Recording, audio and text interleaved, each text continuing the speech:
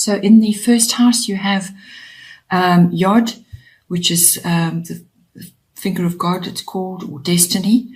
And it's appearing in your first house, which is all to do with your body, your appearance, your personality, how you are coming across to others at this time, and how you are being perceived by others at this time. So it's the physical body as well, your vitality, your energy levels, and so on.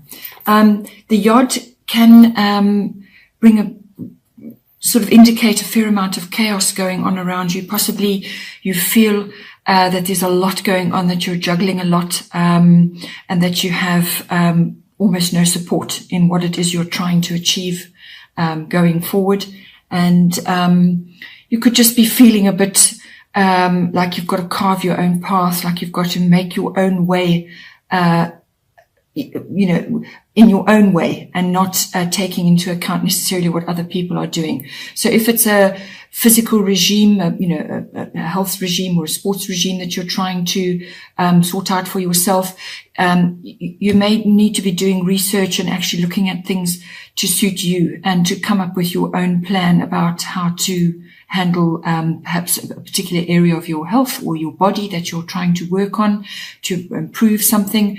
But you may just feel that you kind of know in yourself, in your own inner self, the way to move forward, and you're going to have to come up with your own plan and move ahead, despite what others may say or what other opinions to the contrary. It can also be that you're coming across in that way. You're coming across as being but different from others. You may feel slightly out of step with others. You may be feeling that you're not in the same groove as other people. You're doing your own thing. Basically. And there's a fair element of fate about this as well, whereas, you kind of things are going to be put in your path, which you've just simply got to deal with. And so you may be coming across like that. People are perceiving you like that, that you're making your own way despite, despite whatever else is going on. And you just could feel like things are a little bit, you're all over the place and you're having to carve your own path. You're actually having to take control and move forward, yourself. So, so that could just be how you're feeling currently at the moment. And it's almost like having your own coping mechanism for whatever it is that you're required to do. You may be required to be more physically present in your daily life, active physically. And it can just feel a little bit restrictive at this time. Then in your second house, you have Capricorn. This is a strong earthy sign, and it's appearing in your second house, which is all to do with your income and your money coming in, your values, your self-worth, and property, land, and the environment. So Capricorn is the building sign. It's ruled by Saturn. It's the sign of social progression. It's the sign of ambition. And making use of your resources and your contacts.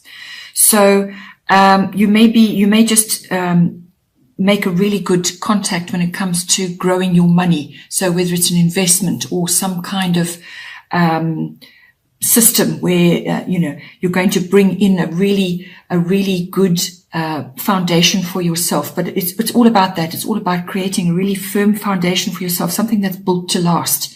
This is not about wishy-washy, quick money-making schemes. This is, and it's not about rash purchases. This is about solid building of income and your ownership of things. It's about making good social contacts and using those social contacts. Obviously, using with integrity. So, honoring the people that are going to help you and perhaps give you tips and advice or just solid leadership. So you're going to be putting systems in place for your money that's coming in, your income. And it's also about self-worth. It's about building yourself up. And you've got to build from a solid foundation, and Capricorn is all about that. There's nothing wishy-washy about them. They set their sights on a goal and they go for it. Okay, then we have in your third house, you have the Sun, the Spirit card. This is in your house of communication. This is all forms of communication. It can be contracts, any kind of written, so that's social media. If you're posting things on social media, it could be letters, any kind of written, verbal, body language, any kind of communication. And it's also, if communication is part of your working life, it's part of, perhaps you're in the media, or you're working in an environment where you are required to harness, good communicative abilities, then the sun is coming in on there. It's a very positive, very fiery, aspect to have in that house. It's going to bring confidence. It's going to bring, a lot of, warmth, and so you're going to be projecting that outwards. But it's a lot of confidence and, possibly, making changes as well. But it's what you're projecting outward. It's probably going to bring in, sort of good times, sort of happiness, sunny times, a lighter outlook, a happier outlook. But it is also you putting your spirit into whatever it is that you are communicating about. So, harnessing, a really sunny, bright, positive outlook, because by doing that, you influence others. And being in the third house, which is the house of communication, you are going to influence others. So make sure that you're harnessing those abilities, those aspects for yourself. And then in the fourth house, we have, Saturn return, which is all to do with, wisdom, maturity, and responsibility. So you could be, the fourth house is your house of home.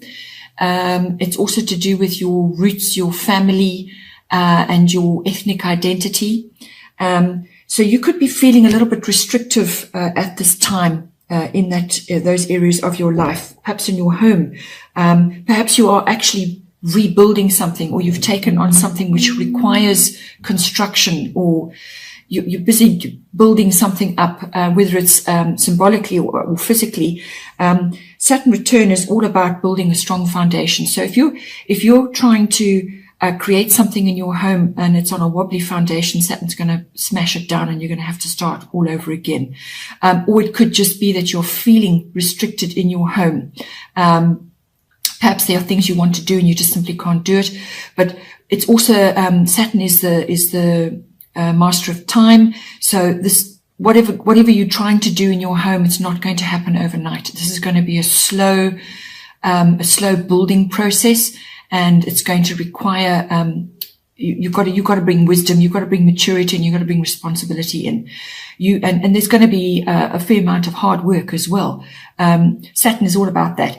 But the ultimate goal of the influence of Saturn is to make your foundation strong, to build properly, so that you reap the benefits later on. Because if you create a strong foundation and you actually do things properly the first time round, then you receive the joy later of you start to reap the benefits of that. And it brings in a lot of harmony and a lot of pleasure and a lot of stability. And that is what the ultimate goal of Saturn is all about. So, you could be also having, some things come around again. You may be, because this is a return. So Saturn returns to, two major places in your life twice. And, so it brings about circumstances where you've actually got to look carefully at what you're doing and harness the hard work, actually put your shoulder to the wheel. So if it's to do with, you may be, reflecting on issues from your past, your family, your foundation, your roots. You may be reassessing that and actually taking a bit of responsibility or gaining a bit of wisdom in certain areas that possibly are coming around again now for reflection again. And if it's a physical thing with your home, you may be dealing with something from the past or something old that needs to be redone, or foundations need to be laid, but there's some kind of building and restructuring going on. Then in the fifth house, you have Gemini, I think. These are the twins, and it's a twin energy, but it's also a mental energy.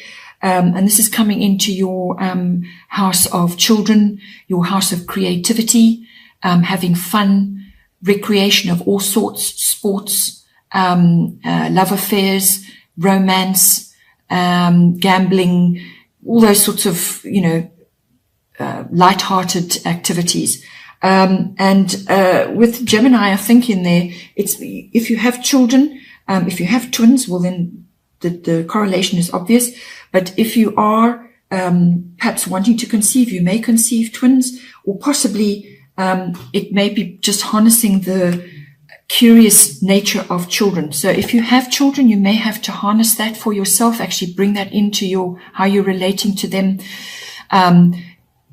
Gemini is an air sign. Traditionally, it's ruled by Mercury. So that's all mental things, all mental faculties, quick wit, curious about everything, media, electronics, all of that. It's all about being out there, being attached to many different things happening at once.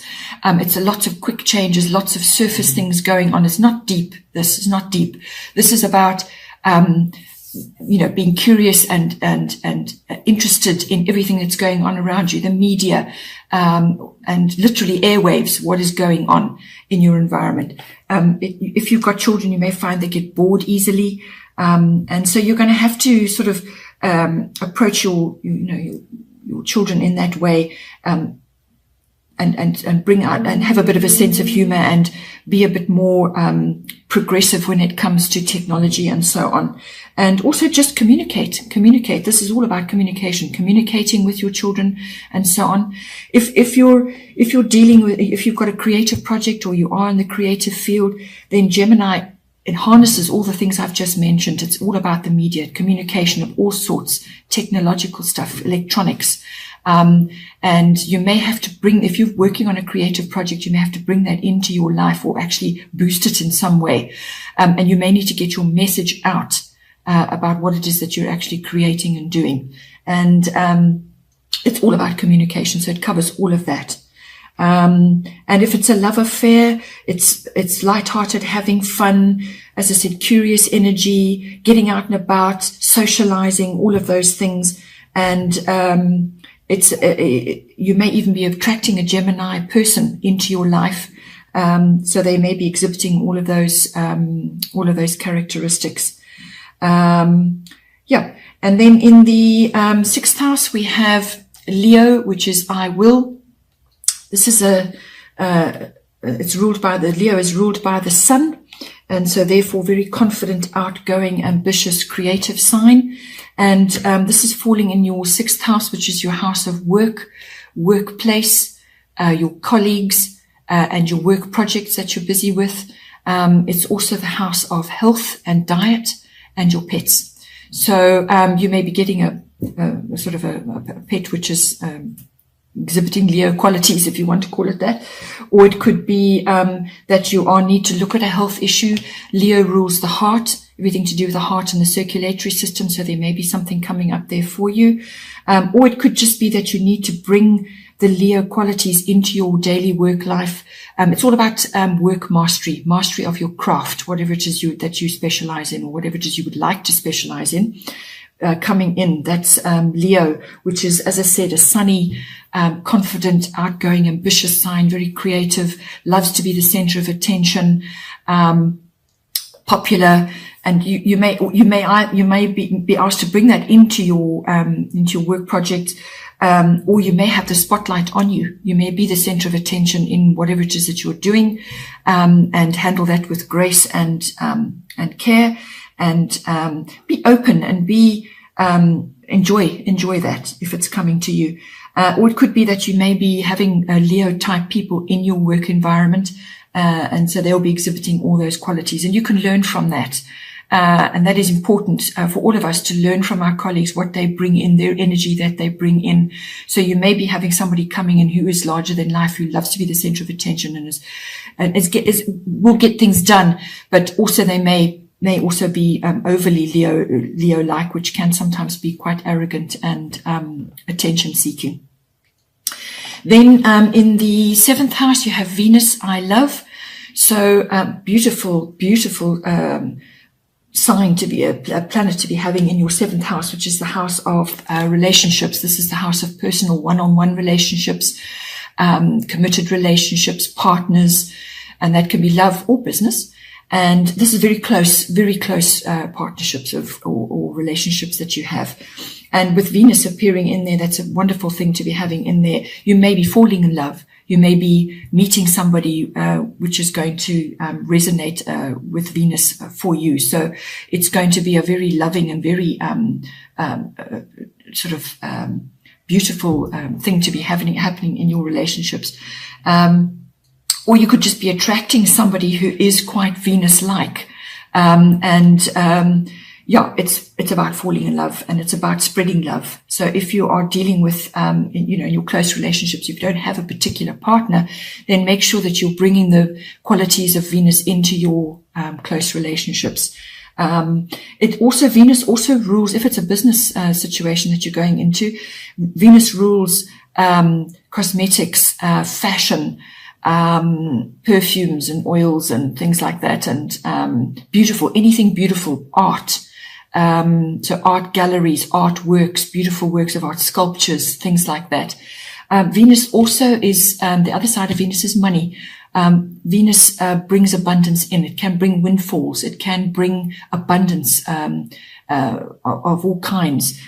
So the money is the other aspect of it, but the main thing is love. And actually, once you project love and you bring that into your relationships or this particular sphere I'm talking about, then once you do that, you actually, if you're radiating the qualities of Venus, then you start to attract that back to you as well. So if you are falling in love, enjoy. Then we have in the 8th house, we have solar eclipse, which is revolution. This could be following on from, if you are entering into a lovely relationship here, the 8th house follows on from that, because if it's a really serious close relationship, which this normally indicates, then this may indicate commitment, further commitment. And the 8th house deals with shared resources between committed partners. So whether it's a business or a love partner. And solar eclipse revolution is quick change. And revolution speaks for itself. So you may be going through some revolution of your joint finances, or you may be entering into that now. And it's going to require you to have a really long, hard look at how you have been living and how you have been operating up to now, and how are you going to move forward. But it's maybe pressed upon you to make a quick decision and actually go forward on that. But you're going to have to relook, actually look at how things have been working and change it around. And it's a very sunny, fiery energy, so things may be very quick, things may be very sudden for you. And if it's to do with the other 8th house aspects, include sex, death, and rebirth. So it's all sexual pleasures. And if you're going into a partnership, then this can be, again, you may have to look at how you have been relating in the past, and there may be some kind of shift there for you. It could also be the closing of one door and the opening of another, or the symbolic death of something and the rebirth of something else. So it really is a change. It's a big change. It may seem difficult at first, but you will work it out. And the 8th house also covers big finance. It covers investments, other people's money. So if you're working and you're managing other people's money, there's going to be some kind of massive shift going on there about the way you're currently doing things. You're going to change it, or you're going to be forced to change it.